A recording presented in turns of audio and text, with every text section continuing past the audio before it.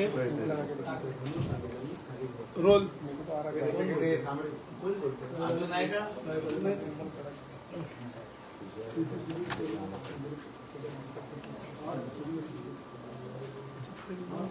Role सगळ्यांचा role role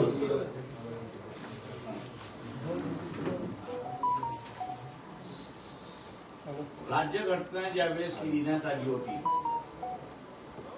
त्यावेळेस या देशाचं मल्टीकल्चर, मल्टी डायव्हर्सिटी आणि एथनिक या सर्व गोष्टी लक्षात घेत असताना शिक्षण हा स्टेट सब्जेक्ट होता, म्हणजे राज्याचा सब्जेक्ट होता.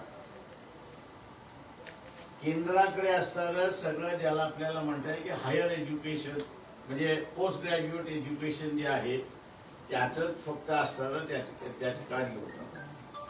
परंतु काँग्रेस पार्टीने 42वी घटना दुरुस्ती करून शिक्षण हे राज्याच्या कक्षेतून काढून त्यांनी असणारं कन्करंट लिस्ट मध्ये त्या ठिकाणी टाकण्यात आलं.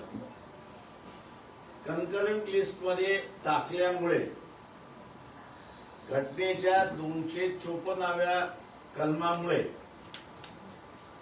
केंद्राने जेवढे कायदे केले त्या कायद्यांना राज्य सरकारला मान्य करावं लागलं अशी असणारी परिस्थिती आहे. शिक्षण जरी स्वतःकडे घेतलं असलं केंद्र शासनाने, त्यांनी फक्त कमिट्या केल्या. मान्यतेचे अधिकार जे पूर्वी युनिव्हर्सिटीजकडे होते, राज्यांकडे होते, ते काढून घेऊन त्यांनी बोर्ड्स जे केले त्या बोर्ड्सकडे त्या ठिकाणी दिले. बोर्डाने धंदाच केला. कॉलेज उघडायचं असेल, इंजिनिअरिंगचं असेल, मेडिकलचं असेल किंवा आर्किटेक्चरचं असेल किंवा इतर कुठल्याही असे असेल, तुम्ही आमच्याकडे या, फिया भरा, आम्ही त्याच्यामध्ये सगळं बघू, तपासू. आमच्या ऑनलाईनच्या बाहेरच्या फिया मिळाल्या तर तुम्हाला मान्यता, नाही तर मान्यता नाही. तेव्हा शिक्षण हे गरजेप्रमाणे जे पूर्वी होतं ते शिक्षण गरजेप्रमाणे त्या ठिकाणी राहिलं नाही. तर त्या शिक्षणाचं बाजारी स्वरूप झालं अशी असणारी परिस्थिती आहे.